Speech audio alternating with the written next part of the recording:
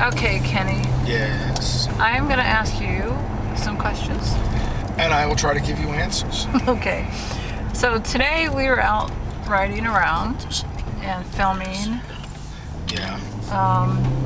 a vintage Ferrari. You want to tell me a little bit about that?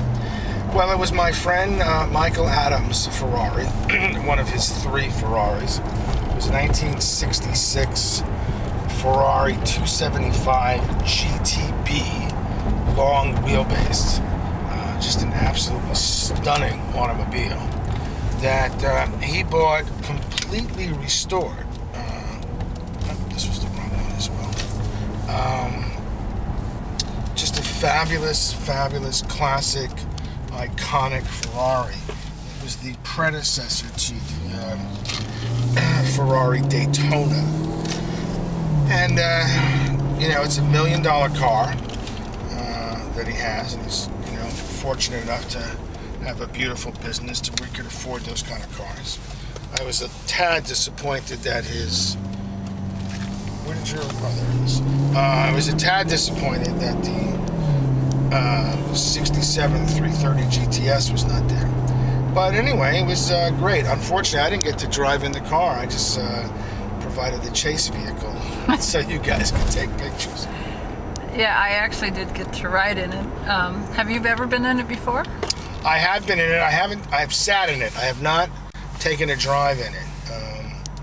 I mean, usually every time I see Michael is at some kind of a Ferrari event, so I'm in mine and he's in his, and no, so I haven't been in it. He did take me for a ride in his 330 GTS, which was just How was that?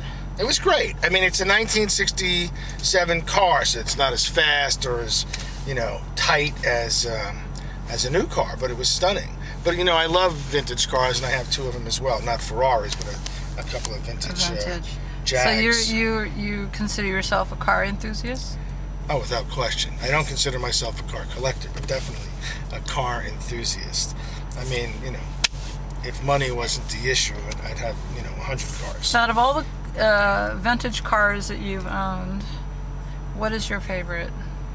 Out of the ones that I've owned? Yes. Okay, my E-Types, my Jaguar E-Types, my 65 Roadster, and then my 67 Coupe, which I'm presently converting into a mild race car. Okay. Those are my favorite. I had a couple of 1950s Jaguar 140s, Coupe and a Roadster, and they were great. I loved them.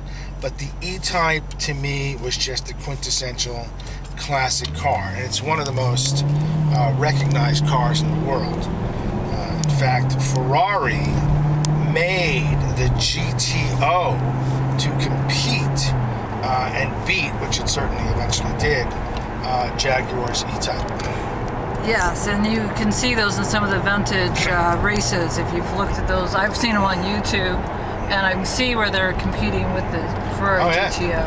Well, this past summer, I went on a 2,800 mile European E-Type tour, which culminated at the Silverstone Raceway for the classic vintage races, and you had Ferrari 250 GTOs directly competing against the E-Types, and the GTO won, but the E-Type came in second.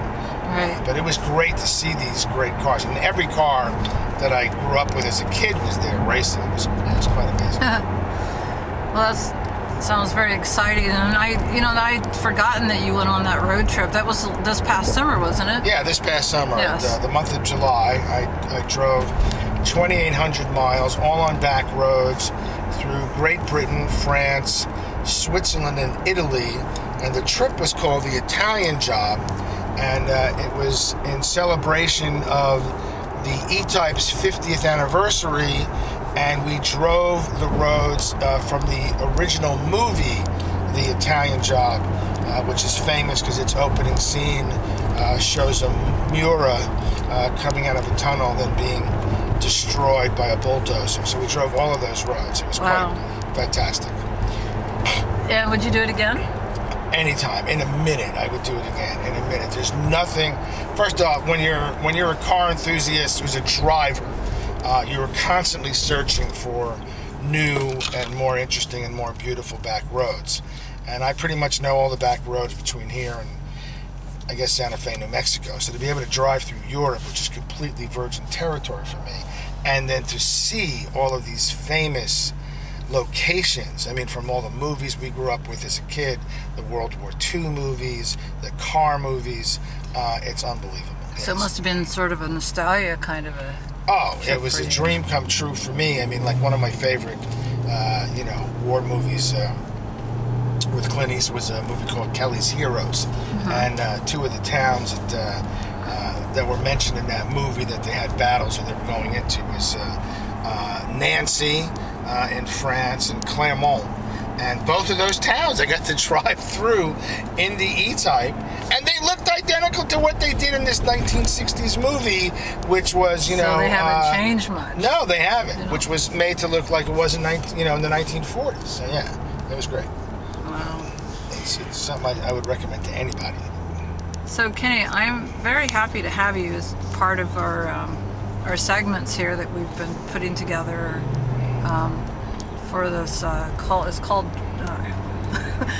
I've been having memory loss these days because I've been just working on so many different things that but it's called the EW Series, EWTV Drive Series, and I'm excited that you have participated, and I want to thank you for your time, and we'll see you next time. Well, I thank you. It's been an honor to participate, and I look forward to hopefully participating in more, and I will certainly introduce you to some more of my friends who qualify with the cars to be on the show. So thank you, Jeanetta. Thank you, Stephen. And now let's go to lunch.